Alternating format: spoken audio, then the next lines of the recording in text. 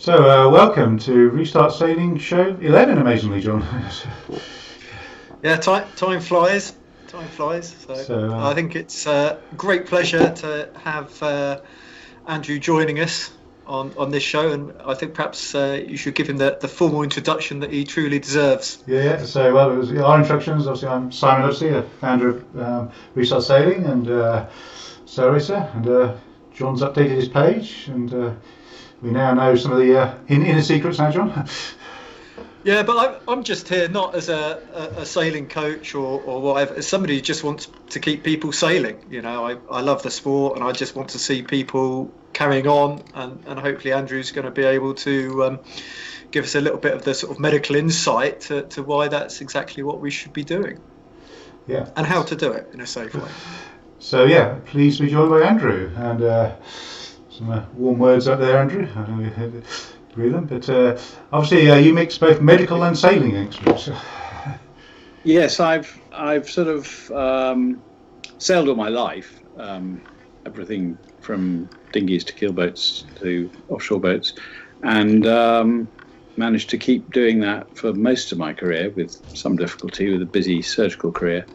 And then I went through the sort of volunteer side and was Commodore and Admiral of Rourke. And then I got headhunted, actually, ready to come and run the International Maxi Association mainly based in Italy, but now all over. And that's the pictures in the background, isn't it? And also on our front slide there. That's right.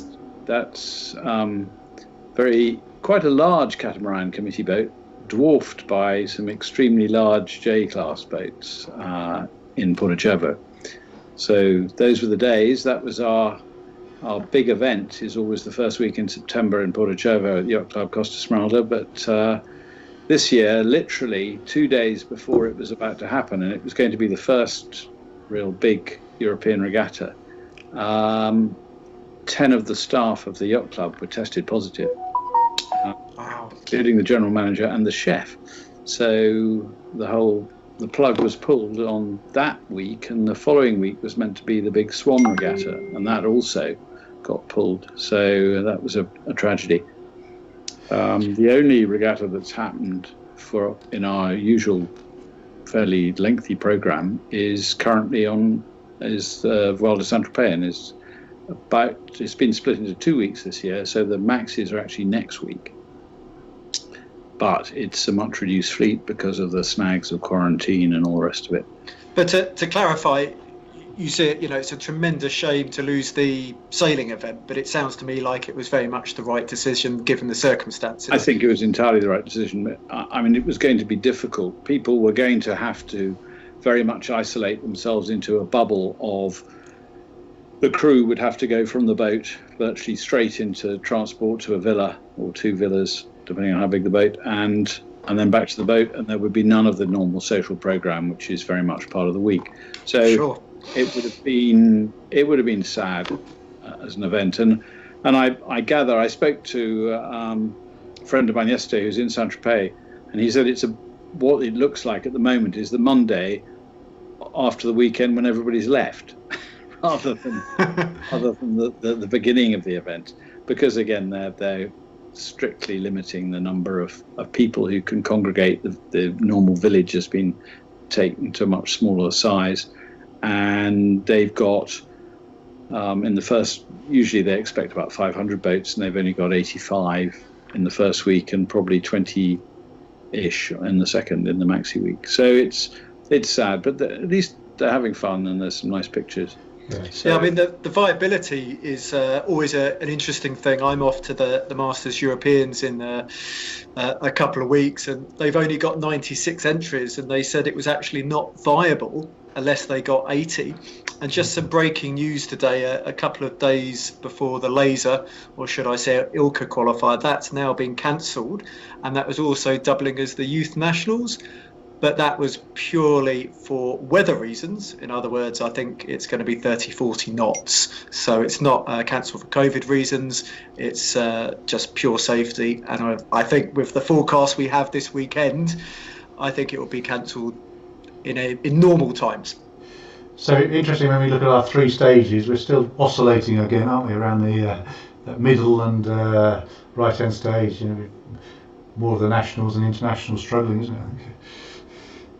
Yeah, I mean the handball Winter Series in the Solent starts this weekend, but again, it's probably going to be affected by the weather.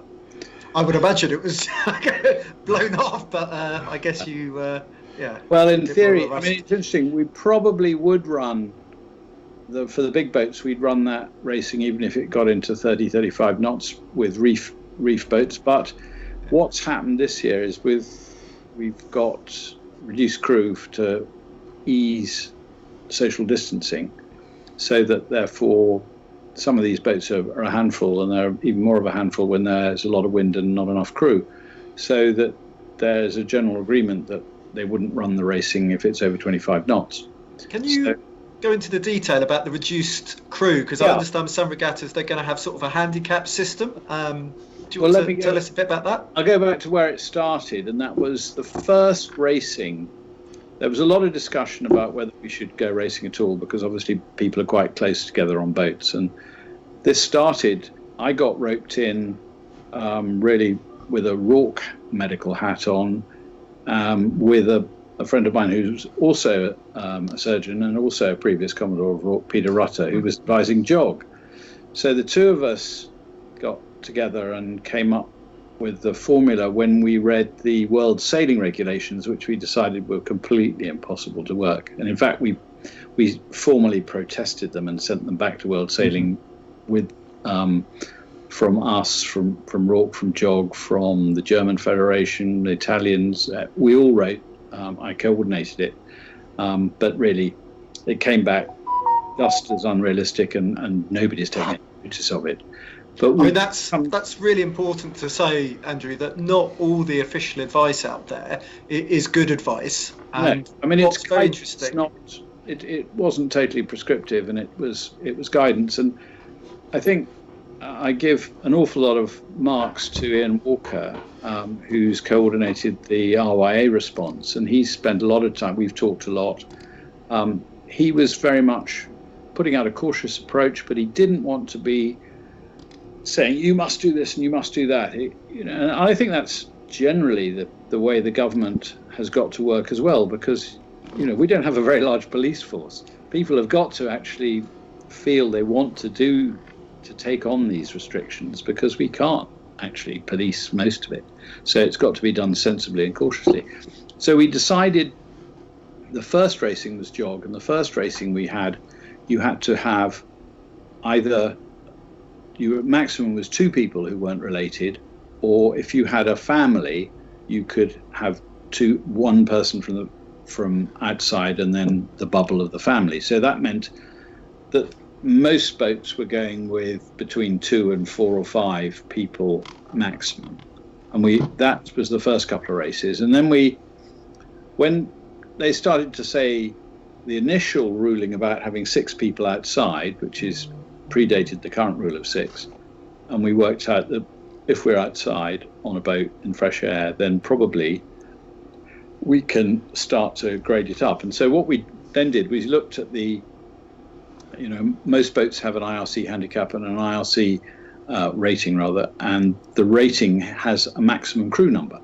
So we took the crew number, said you can have 2/3 rounded down, so that for my boat, which has 10, you could have 6. For a smaller boat, you can have 6, you could have 4. And in that way, it's proportional, so that the limitation on your ability to crew the boat was kept sort of manageable. There were some classes didn't like that. The J70s were very anti trying to sail with 3 rather than 4, although in a 21-foot boat, 4 people crammed together, you are pretty close. But again, we reckon you're not face to face, you're sideways on, and you've got wind blowing the fresh air past you nearly all the time. So the consensus was that outdoor sailing, and we rapidly worked out that going down below and doing offshore races where you've got a lot of people in a cabin, cold and damp, and hot bunking and all the rest of it, that you'd only have to have one person down below with the virus. You'd spread it quite quickly. So we essentially wrote off our entire offshore program other than the two-handeds. So Rourke didn't have a program this year except day racing, and jog the same. That's probably quite interesting looking at the 2024 Olympics, that the dual offshore has just come at the right time. Well, they've run, yes, it is good. And there were some quite high profile people who did those races, and we did a couple of overnight ones. Shirley Robertson's been in the frame, so is Dee Kafari. So there's a lot of interest in that two-handed, boy-girl offshore. And I think there'll be a lot of it'll be very difficult to get that slot. There'll be a lot of good people going for it and who are really working it up right now. I think it's hard to get any slot in the UK.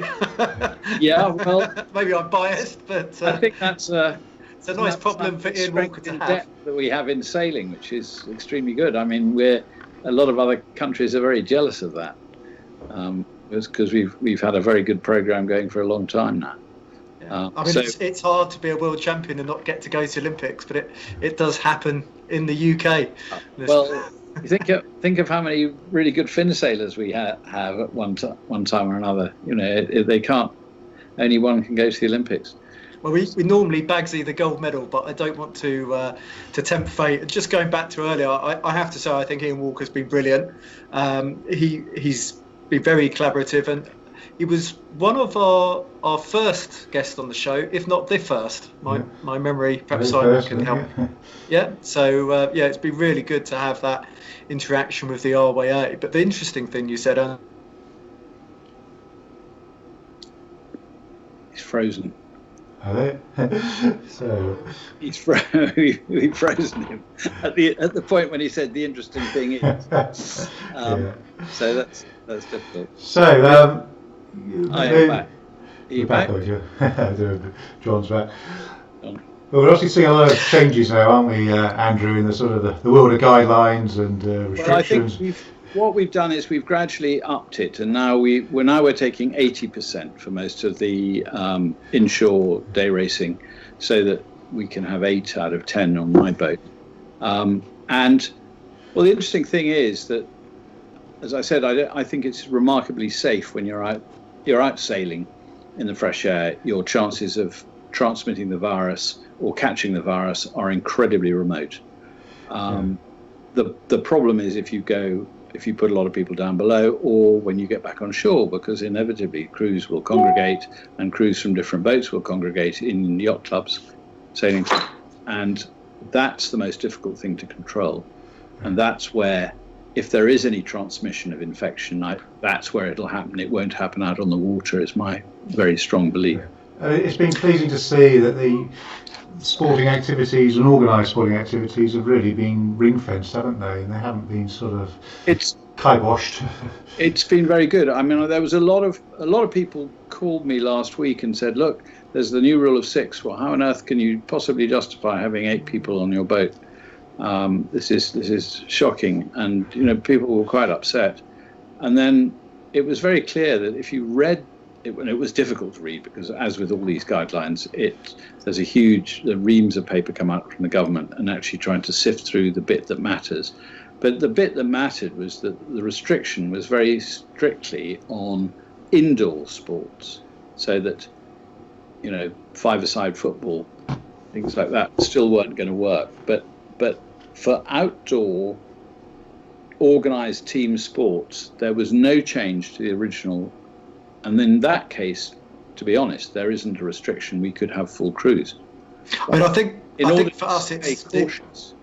I think it was wise for us to show that we actually were taking a little bit of notice. To have some restriction was not unreasonable. Some people probably do think that's unreasonable, but I think it shows we're actually trying.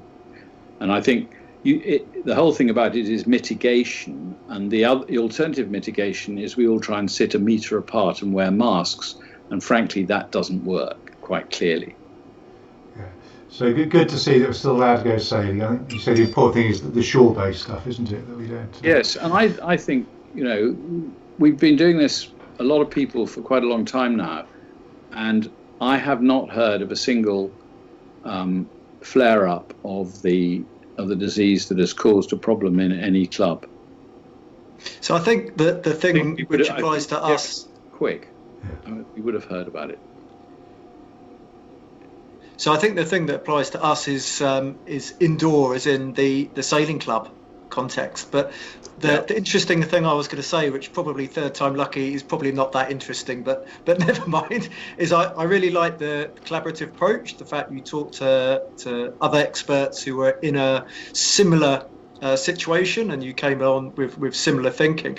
I have a question here from Richard Valentine. We had 15 interested parties in a Zoom meeting when we set all this up, and then Peter and I basically collated it all into a document, and there were representatives. There was Ian and another RYA representative. So we had all the Solent yacht clubs really represented on that, and came to an agreement, because it would have been messy if each club was using a different policy, and I thought it was remarkable, actually, we got so much cooperation. And I think that's one of the ethos of Restart Sailing, was just to get the information out and really encourage people to communicate. Richard's question was, are you aware of any outbreaks from dinghy events or keelboat regattas or anything at all? No, and I've kept my ear pretty close to the ground. Literally the only thing I heard of was a bosun of one of the yacht clubs who had got a temperature, and they were worried he got it and had met a lot of people, but once he was tested he was fine, and that was the only scare that I've heard of. So I mean, that would suggest that to all intents and purposes we're doing the right things, and we're safe to carry on with the policies that have been adopted. I think so, and I think the danger at the moment is there's a certain level of panic being pushed, because there are apparently an increased number of cases. And there are an increased number of cases, but it's nothing like March, April. The fact that the numbers look similar to March, April, of course, doesn't show the fact that we weren't testing anybody then. So it's now related to the number of tests being performed. It is. The figure you have to look at, and the one that's worrying, is if we start to get a lot more hospital admissions and intensive care admissions. And at the moment, there's about 300 people in the UK in intensive care with COVID. It has gone up more in France and Spain, and I think it will go up, because we tend to follow them last time. We hoped, I remember at the time, everybody thought we were better than them. And 2-3 weeks later, that's British attitude, isn't it? We were exactly the same or worse. And at one point, I think we were second only to Belgium with the maximum number of deaths per million of population. I think we've now moved down to 11th or 12th on that table, thank goodness. The Brits always like to think they're exceptional. I think. Well, we do. Yeah.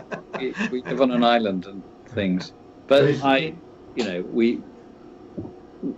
I think we may be better at social distancing. The Scandinavians are definitely better at social distancing than any of us. But also, you told me a joke about that earlier. Yes. Well, there's the Swede who said, "What you mean? You mean now we have to keep social distancing to 2 meters, but normally we have 5." So I think that they also don't have the density of population that we have. But and if you look at the areas that are really badly affected in the north, it's areas of relative poverty where they've got a lot of people living in very close together in families, and living and working very close together. And once the germs get into that sort of environment, they spread incredibly easily. So south of England is more like Sweden. There's less concentration. And if you look at the map, it's all dark red in the northeast and around Manchester, and it gets paler as you come down. And it's encouraging when you look at countries like Italy, isn't it, Andrew? That they seem to be doing quite well at the moment. Perhaps they managed to. I think there's must be less population movement perhaps than with us, because the north. You think in this country the north and the south don't really talk to each other, but it's even more true in Italy. Remember, Italy is a loose association of city-states, and they really don't move around much, so that in the industrial north around Milan, Lombardy, that was a terrible epidemic with literally stacking corpses in the car parks. But they didn't get that in Naples, not much in Rome, and certainly not in Naples and not further south. And see, poor Sardinia had virtually a handful of cases until literally the week before our regatta. It had been totally safe. So it was really unfortunate. So just some more breaking news. We've just had Turkey and Poland added onto the quarantine list, and why that? You're going to Poland. Well, it's interesting because I'm not coming back to the UK, but I know that the British team van, I think, probably arrived just a few hours ago in Poland. So if they're watching, they won't be doing the next qualifier. You'll be okay. Well, that's the plan. Yeah. But a lot can change very quickly, as we've seen. Yes. But yeah, it felt like Italy was one of the first and hardest hit, and then that it looks a bit better now. You also said something when we were doing the rehearsal about, unfortunately, the weaker members of society. We probably lost them now, and that was the difference in the deaths. Yeah. If you look at the number of cases and the number in hospitals, of course, if you've already, and we know that one of the best statistics is to look at the number of deaths compared with previous years. And so it's excess deaths. Is that the excess deaths? When you look at the spike in April, May, there's a massive excess death, and then since then, because all those unfortunately unwell people have been sort of culled early, that means that for the rest of the year, actually, deaths are below the normal rate. I knew you would put it better than I would. Glad you. And that means, and we know it's going through the younger population, and I think the older, more vulnerable population are much better at shielding, and they're looking after themselves, and they're keeping out of harm's way much more. I mean, the worst aspect was the care home thing, and that happened in a lot of countries, and it happened in Sweden, which are always held up as the sort of doing it a different way. But what we did was try and clear the hospitals to make way for what we knew was the onslaught. And unfortunately, the people sent home from hospital, unknown, had the virus, and then gave it to all the other people in the care homes, and that produced by definition, they're all vulnerable people, or much more likely to be vulnerable. Yeah. So do you think we're getting some herd immunity, Andrew, in terms of... I mean, to be brutally cruel, if I was demented in a care home, well, thank you very much, that's fine. I think I'd rather be culled. Herd immunity is, it's a difficult concept. In my most optimistic phase, I think the T-cell immunity that seems to appear in people who haven't had COVID, but they don't get COVID, there is a cross immunity from the common cold coronavirus in some people, which is encouraging. So that means potentially we're much nearer herd immunity than we thought. People are arguing about that. There's quite a lot of evidence each way. The other one that everybody was worried about when people were testing antibodies, and that was a huge disappointment, was that people might lose their immunity after 2 or 3 months, and then they'd be able to catch the bug again. Now, that may happen, but I think that's extremely unlikely. I think what's happening is their antibody levels go down, but they've still got T-cell immunity, which will then switch on the antibodies if they meet the virus again. Oh. So I think that measuring the antibodies was not a particularly accurate way of doing it. Sorry, carry on. We'll have long-term immunity, certainly for a year or two, but possibly not a lot longer than that. And as you talk about the virus becoming milder, perhaps. Yeah, there's very little evidence of that. It's not a very sophisticated virus. It's just a miserable little bit of ENA and a bit of fat. I had a couple of questions. RNA, isn't it? It's RNA, yeah. Single chain. And it's very simple. What the latest idea is that the spike protein that penetrates the cell has got a different amino acid on it that may make it easier to penetrate. It's in the interest, not that the virus has any mental capacity, but it's in its interest not to kill its host. So it's actually better for a virus, if it wants to spread, to be able to infect people but not kill them, because then more, it spread more infectious and less fatal.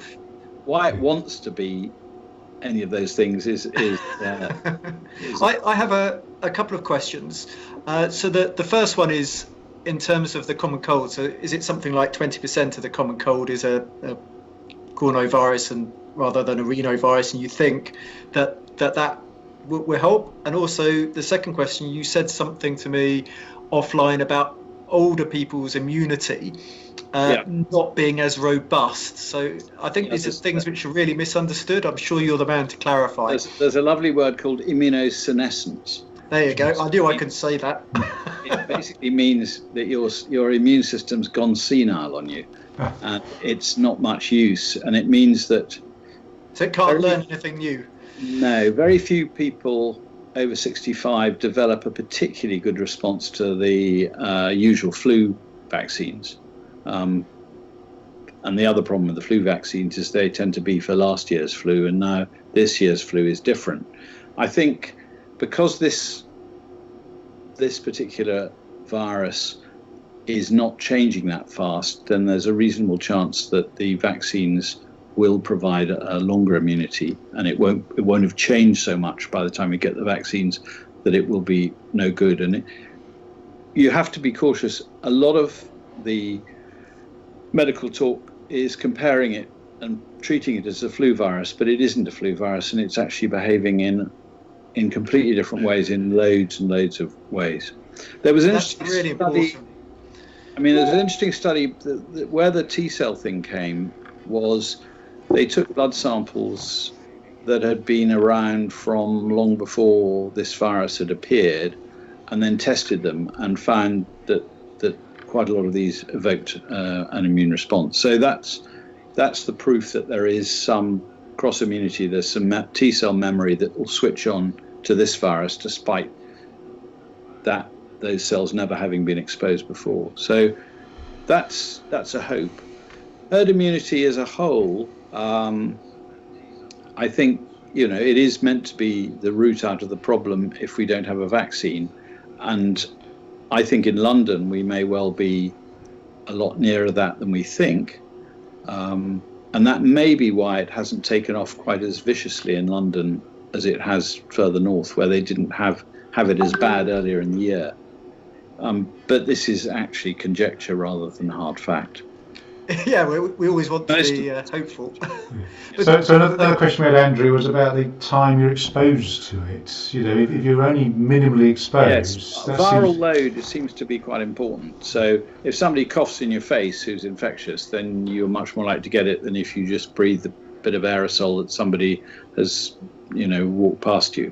So that just walking past somebody a metre away.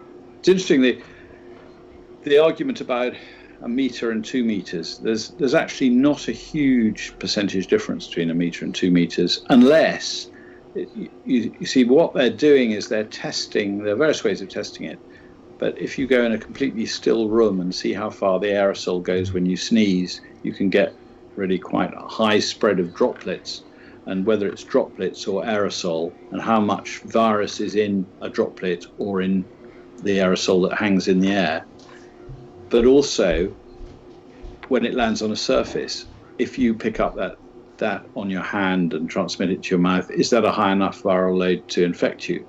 And that, people were washing down all their shopping, and there's really very little evidence that what fomites, i.e. the bug on surfaces, it can survive on surfaces quite a long time, but whether it's actually infectious at that load is arguable. And I think it's the same with the aerosol effect. And obviously, this is the big difference between inside and outside. So this is where saving starts to score, isn't it? Yeah. We wait for an air change in the theatres before we do another patient. They have the same with just physios and things with that half an hour air change. But going back to early, because I said it's quite interesting. Kiel Week was 1.5 meters, so different countries had different ideas. But are you able to help people understand about the specificity of the test? So the difference between COVID-19 and the coronavirus version of the common cold, because a lot of people, I think, would really like to hear sort of a medical understanding of that. Right. Yeah, well, the actual, so COVID's the disease, and SARS version 2, 19, is the actual bug, all right? So that's slightly confusing. So the reason it is it's a systemic respiratory virus that was first discovered. There was a version 1 that everybody thought would produce a pandemic and luckily didn't. Then there was MERS, which is another respiratory virus, which was another mild panic. So that was Middle Eastern and SARS was Asia, is that correct? That's right, yeah. And I guess we thought to start with, well, this is all in Asia and it won't really come to us. Unfortunately, global transmission is so easy with so much world travel, and hotbeds like ski resorts, I think, were probably the thing that really got it going in Europe. And then it spreads like wildfire through a population, as we showed in March, April. And the trouble is it's gone on doing that. And look at South America now, where it's still spreading wildly. And actually the United States, interesting, the highest numbers at the moment are in places like North Dakota, where the governor is a woman who sort of doesn't believe in it, and it's all become political. Well, that's not surprising, is it? Because it's tragic, really. Yeah. You need the leaders to tell people what's correct. People going around with guns saying they don't want to wear masks because it's inflicting their freedom. But as some of the things say, would you like a mask or would you like an endotracheal tube stuffed down your throat? That you'll find that an awful lot more uncomfortable when you're on a ventilator than having a mask. Unfortunately, I think the problem is some people will be more concerned about themselves than others. So it's easier to sell wearing a seatbelt to protect yourself than to do something that will potentially protect others. But so I think my question wasn't very well phrased, but you said earlier on, that there is with the common cold, 1 in 5 or whatever, some of it is a coronavirus, some of it is a rhinovirus, but how people are worried that, with the testing, that there will be some confusion there and this sort of thing. All right. No, the confusion isn't. The PCR testing works by what it does is it finds a little tiny bit of virus and then it multiplies it. So it is very specific to this particular virus. That's what we wanted people to understand.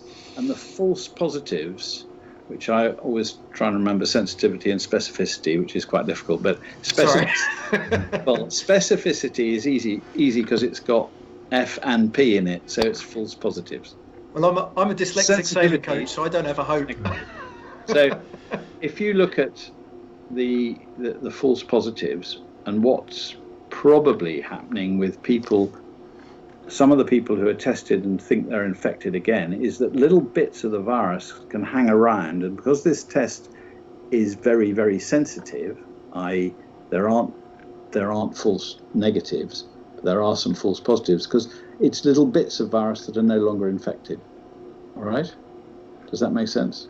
Yeah. No, so that's why some people will look as if they're still infectious because they're still testing positive. And I think there were some poor guys who went out to Italy teaching, and they won't let them out of Florence because they keep testing positive every week, and they won't let them come home. But they almost certainly they haven't got any symptoms and they aren't infectious anymore. Yeah, I mean, I think there was just a concern from some people that, if they had a common cold, there was a small chance they were going to be, flagged up as having COVID. Because as you say that, that actually the test is very good at identifying the specific virus. But, for a lot of people, we don't remember much other than bugs are bad and wash your hands. There is a certain crossover of symptoms and signs. So, you are going to have a cough. You are perhaps going to have a temperature. The loss of taste and smell was quite a subtle symptom, which is very specific to this disease. But if you look at this chart, it's got percentages of which of these symptoms that cases have had. And this is actually a very important study, which I encourage everybody to sign on to. It's called Zoe COVID-19, and it's an app, and you report every day, and you report symptoms, and they've been very good. They've got about over 4 million people reporting daily in the UK, and it's giving a very good handle on the relationship with people who are symptomatic, the people who test positive or test negative, and also the spread around the country. So I encourage everybody to get onto that. It only costs you 10 seconds a day to put the info in. And do they link that to testing then, Andrew, in terms of actually outbreaks? Actually, yeah, the testing, that's been a nightmare because the testing capacity, one does despair because they pretended that they were surprised that there was an increased demand for testing just at a time when everybody had gone back to school and the numbers were going up and everybody gets into a quite understandable panic. The fact is, of course, that if you think you've got the symptoms, it doesn't really matter. It helps you to have the test, but the first thing you should do is isolate, because until you've been able to have the test. But if you've then got people going from Bournemouth to the Isle of Wight to get the test and sitting on the ferry when they're possibly positive, you despair of the management of the whole thing. But they just couldn't cope. I'm very common sense there's very little of that around. It's in very short supply. But there's a new form of testing which they're doing large population studies in Hampshire and mainly Southampton, which is a much quicker test that is done at the point of you can do it at the point of testing. It hasn't got to go off to a lab, and if that works, that will be a major help. But I don't think. Can you tell us what that testing's called? Well, it's a LAMP test, LAMP, rather than the PCR. It still works on a swab. It's not a blood test, it's a swab test. So is this the quick testing that they were doing in Germany, etc. as well? Yeah, it was originally Italian and they're using it there. Oh, sorry, Italian, yeah. Yeah. I have another question from Richard. This is Richard Valentine, but I would encourage people, this is live. Do send in your questions, because if you've got a question, there's a good chance that there's another 100 people plus who've got exactly the same question. And Richard is just saying, aside from fresh air, is there any evidence that the marine environment, so that's obviously, salt water, sunshine, etc., might suppress transmission and reduce the times viruses can remain on active surfaces and all these sort of things? Yes, I think it's right. I don't think they like seawater much. So I think that's, and they get flushed off. They're very fragile little things. Good. So, yeah, that's good. So, there's lots of positives, not just the fresh air in the going sailing. I think that's because the other thing is, just for a healthy immune system, I think people know sort of vitamin C, D, zinc, and so on, and to get out in the sunshine while we still have it. Vitamin D is remarkably important. There were some studies initially that made it very clear. It's also an explanation why some of the BAME community don't do so well. The darker skin types, not absorbing. They don't pick up the sun. I took vitamin D earlier in the year. Luckily I've been out in the sun quite a lot since then, but I took vitamin D, and I recommended anybody to take vitamin D through the winter. As a personal, so I had testing and I take vitamin D because even though I'm on the water an awful lot, I normally have factor 50 cream and I'm right. really covered. You're trying to stop yourself getting skin cancer, but meanwhile you're dropping your vitamin D levels. It's a terrible dilemma. Well, I just got back from Australia and I was very frightened of the sun, and it was a bit of a surprise. Yes, and I think vitamin D is definitely one of the few things that you can do, and it's dirt cheap, and it's no no side effects, and it's fine. Yeah, And I will guess there be that's vitamin another. D in the winter then, Andrew? Or are you completely? Yeah, I mean, there's a recommendation that almost the whole population should take vitamin D. But is there an outdoor vitamin D in terms of go from summer to winter? There's a big difference in your you don't generate it in the winter. Right. Okay. You need ultraviolet, And I guess that's. need a reasonable amount of it. You probably in the middle of the summer, all you need to do is expose your arms for about half an hour. That's all you need. But in the winter, the sun's so much weaker that a lot of people become D deficient. And maybe that sort of is hand in hand with the prevalence of viruses in the winter. Not only they like that environment, but we're weaker. I think, well, it does help your immune system, and probably zinc does as well. But I think the main reason we get bugs in the winter is we're all closed indoors. Recycled air. Give them, and you know what it's like when you may not, but if you have small children, you will get dozens of colds. And because nothing transmits those bugs better than the small ankle biters. So we've just gone back to school. Yeah. I think that's why you get colds in the winter as much as anything else. But respiratory viruses are worse in the winter. But this one, there was a hope that it would all go away in the summer.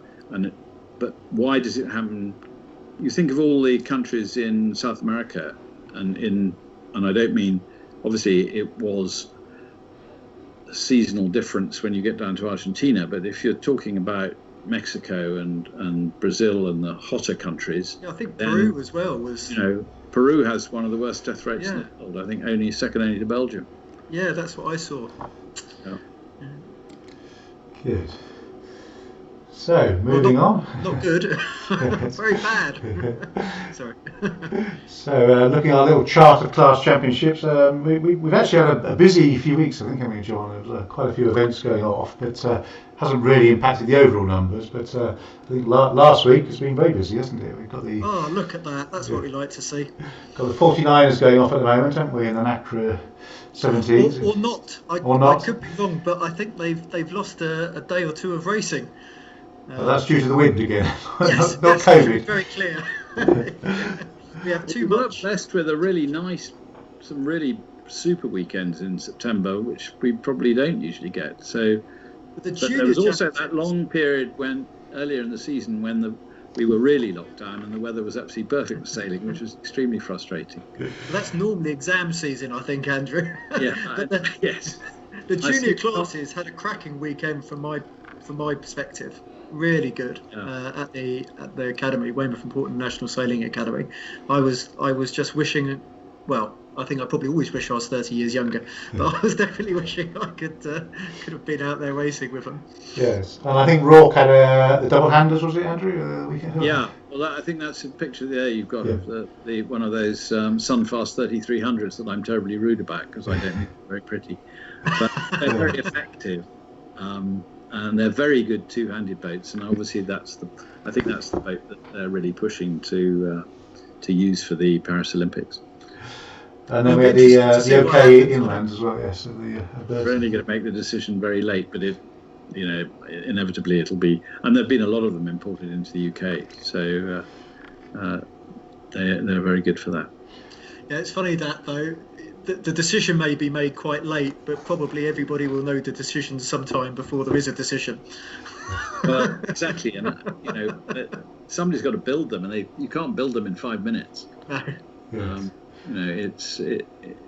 There's got to be a reasonable number, but I think they're only planning to have 19 nations as a max. That would sound about right, but I couldn't be sure off the top of my head. But it's sort of unfair.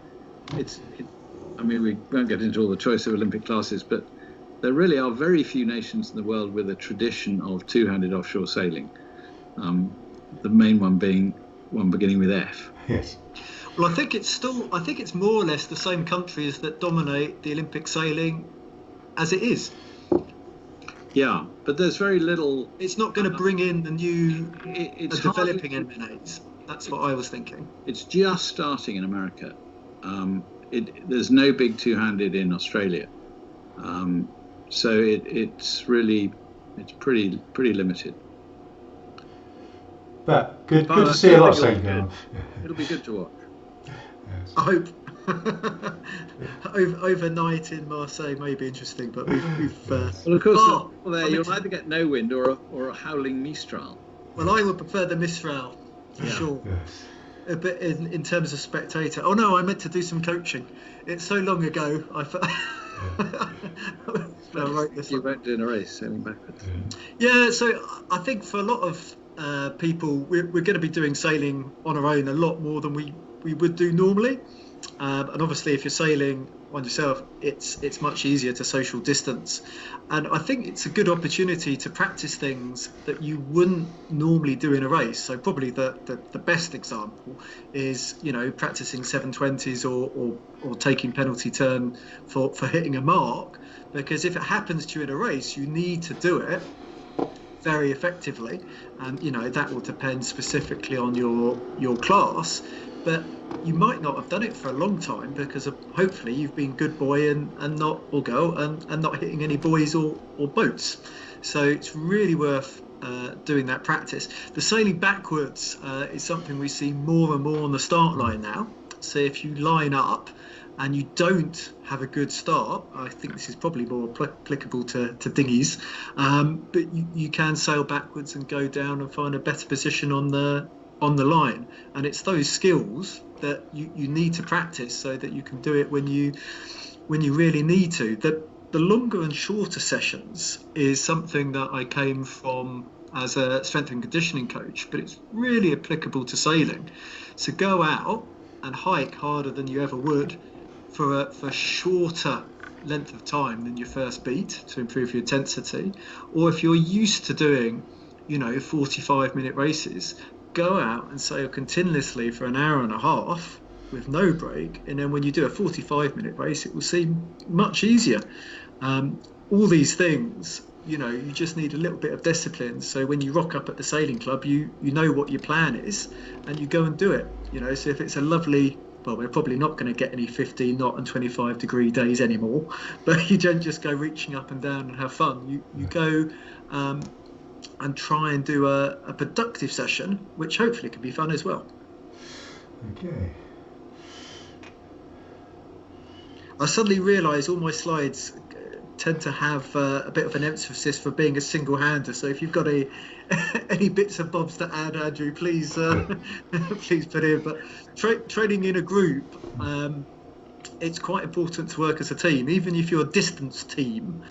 And one of the things is, if you're a single-handed sailor and you're going training, you're still training as a team. You might want to beat everybody in the team, but you need to work together. And I think punctuality is really important because it's quite a controlled environment now. So for the launching and the recovery, and just we're getting, as Andrew said, into the winter when we've got higher risk of flus and all these sort of things. So just taking care of yourself and thinking about energy and hydration afterwards, and that's good quality food. Unfortunately, for whatever reason, human body seems to like foods that are high sugar and high fat, which are very, very tasty, but having good nutrition afterwards and just looking after yourself during the winter is really important, because most places you won't be able to grab food and drink at the club as easily as you would,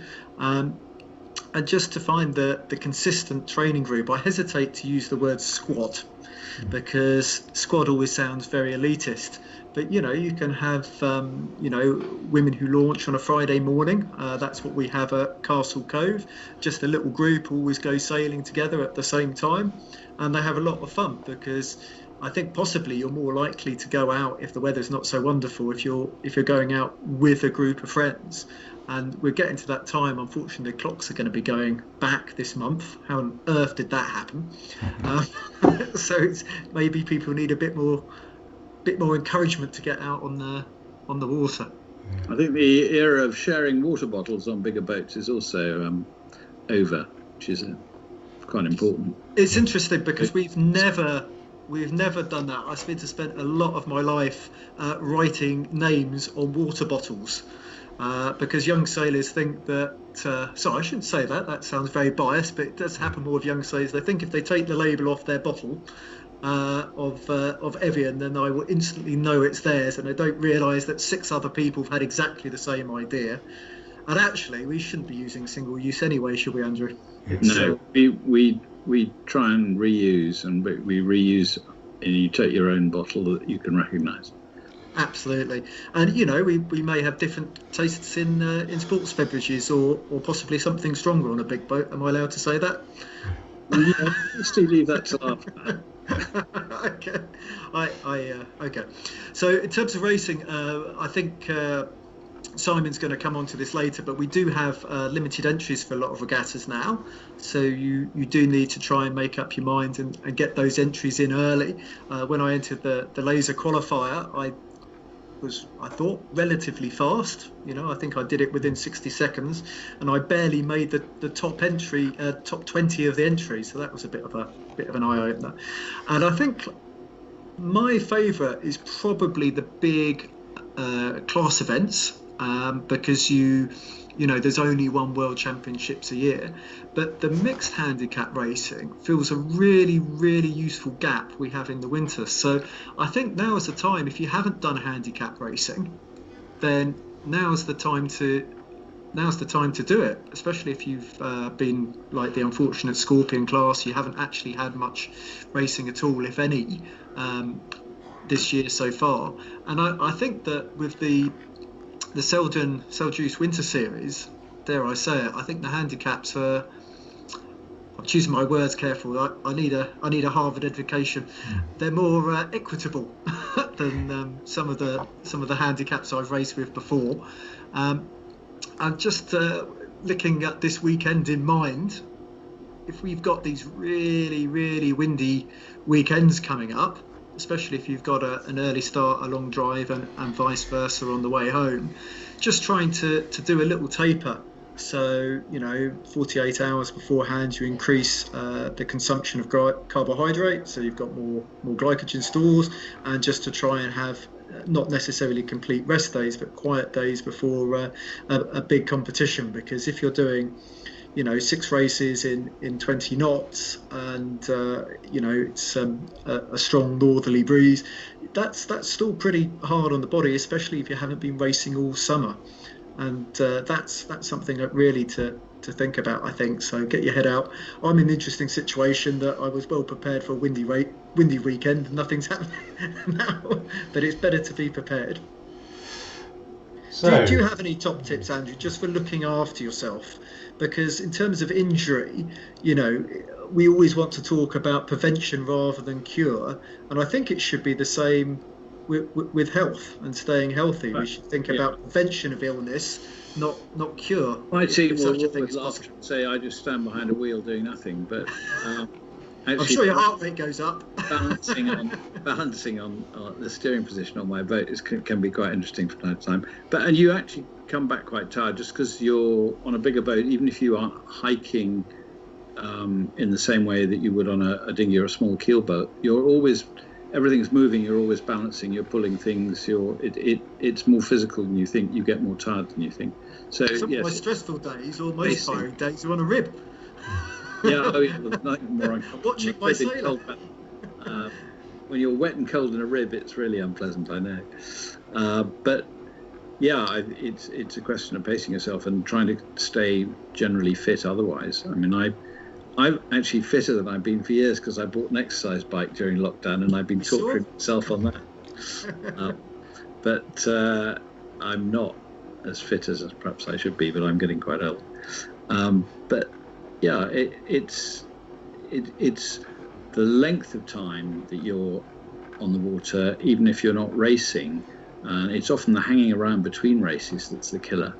You're getting cold, or you're getting uncomfortable or thirsty. I mean, my top tip is, even if you're feeling fatigued, it's good to sail around a little bit at whatever 60% to stay warm, because once you get cold, then actually that's actually the greater of the two evils, especially when we're sort of November, December, Offshore January. Racing, that's the real problem with offshore racing, is people don't put enough clothes on because they don't want to, and they get cold and you can't get warm again, particularly early in the season when the water temperature is cold. You really have trouble getting warm again. Right. And then you start thinking clearly. Yes. So, talking cold sailing, we launched with Andy Rice last week the Selden Celsius Winter Series. Typically we see over 1,000 boats, but this year I think it's going to be a challenge. But a lot of interest there. We've already had something like 14,000 views the launch on Facebook. And typically the events have sold out. So we're introducing a new process of the entry system. So we're asking people to pre-register their interest to let us know which events they actually want to do, and then we can sort of allocate people the events as they come on stream. We anticipate the events will be actually probably going live almost like a couple of weeks before them. It might be restrictions, there might be lockdowns or whatever. So rather than asking everyone to enter now, rather than having the fastest finger first, John, and which I'm obviously not very good at. But my understanding, Simon, a lot of people have pre-entered just for every event. Well, that's right. We've already, I mean, we went live today. We've already had over 100 sort of registrations. We asked people to pay a £5 per event, so trying to avoid the problems that restaurants have, where people say they're going to come and don't turn up. So people have got to put something down as a commitment. And yeah, the number of people putting down for 8 events is more than we've ever seen. No. That's 8 out of 8. 8 out of 8, yes. Yeah, and, Is dinghy racing growing then, do you think? Well, what's happened in our club is, unfortunately, they couldn't get the keel boats on the water because they literally missed the tide. So they've jumped into dinghies for the season. So it'd be interesting to see if they go back next year, or half and half, or I don't know really. Yeah. Well, certainly big boat racing, the numbers have gone down quite seriously in the last 10 years. Yeah, I think dinghy sailing's seeing that. What we're seeing in some of these bigger events, Andrew, is actually they're growing. So we're seeing a polarisation. So these big events where we might see 150, 200 boats, we're filling up quite easily. But that's perhaps at the expense of other events. So people are doing perhaps one event a month. I think that's a general feeling. I think people are now time poor, so that they'll do often. I mean, we the most expensive boats in our sort of series in the UK are the Fast 40s, and they really only do five or six events a year. That was one question I was going to say. Is there a cost implication? So, you know, the dinghy sailing would be a cheaper alternative to get on the water for people if some people have been furloughed or this sort of thing. Do you think that's a factor? I'm sure that makes sense. Yeah, and I think what we're also seeing at the moment is a lot of old boats are coming out. So there's a desperation almost to get on the water, and people are getting into boats that perhaps haven't been on the water for a long time. Certainly, where we are on the Hamble, you can't move for people wanting to be out on the water, which is a good thing. I remember the pictures when they first came out. When all the foxes went out, yeah.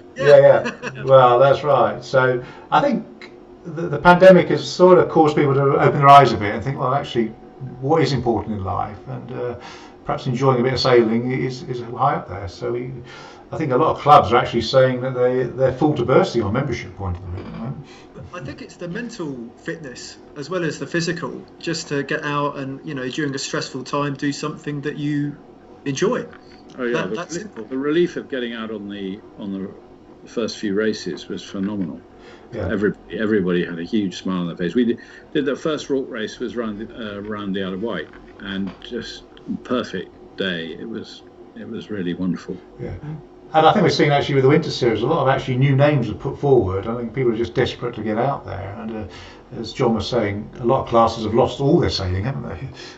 Yeah, I think we'll try and catch up with some of them to see, you know, what happened and what they're trying to do and so on, because we don't want people to fall out of the sport just because it's been a hard year.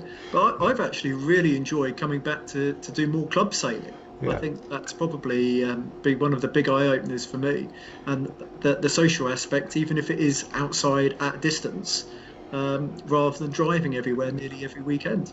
So this was an event that we went with the K1 class, and the K1 class have lost their nationals and they lost all open meetings, and they were very concerned that for members there would be no sort of join up with a class. So we basically ran with them over 10 clubs, events remotely using GPS tracking and recording the details and then amalgamating them together. And we had from Lyme Regis in the south, Datchet, Windermere, even down to a little club, Tewkesbury, on the River Avon, where literally, as you can see, the river is not much wider than the boat. And but what they found, it was great to get the class out there. And I think, as John said, we're going to be looking to help those classes, because I think probably about 50 or 60 classes are struggling to do anything at the moment, I think, aren't they? Yeah, and I think, unfortunately, it works with the big things are going to survive easily. So you've got the RS who do a fantastic job, and they work very hard, and their events will go. But the little classes who are very niche, and are just run by volunteers, they may. I was going to use Andrew's word of cold. That doesn't sound quite right. But they may unfortunately disappear. It's like your big pub chains like Wetherspoons or whatever. I think they carry on. But your lovely little pub just down the road, which was a standalone, that's probably the business that's at danger. And that's one of the nice things about sailing. There's a class and a boat for everybody, and anybody who's signed up as a chairman or a commodore or whatever they're called for a class association, they must have really wondered what they let themselves in for when everything changed in March time. Yeah, so I think it's important that we help these classes to make sure they get some activity and fill in the gaps. So I think that'll be some of the themes we'll be looking over the winter, won't it, John?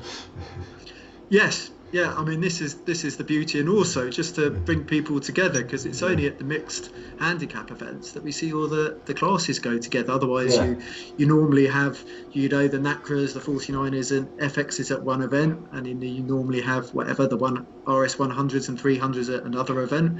You normally have their ILCAs. I'm going to get this wrong now. 4, 6, and 7s at one event. We don't meet at all the winter time. Yes. Right, so I think we're on to the hour now, aren't we? So looking towards the next update, John.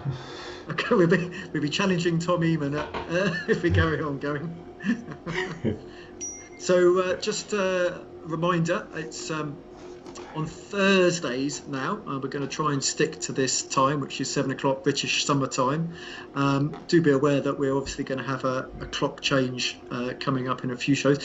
Do like, share and follow, and that way you'll get a notification when we come on Facebook Live. And as always, for people who are not on Facebook, this is going to be premiered on YouTube fairly shortly. And just a really big thank you to Andrew for all his time. My phone is still going with with questions for, if you wonder why I keep on glancing out the corner of my eye. Well, we can take them afterwards, can't we, John? In terms of if they post the page, we can come back over the next day or so, can't we? Yeah. So people, please do use the Restart Sailing group, because that is exactly what it's there for. Thank you very much.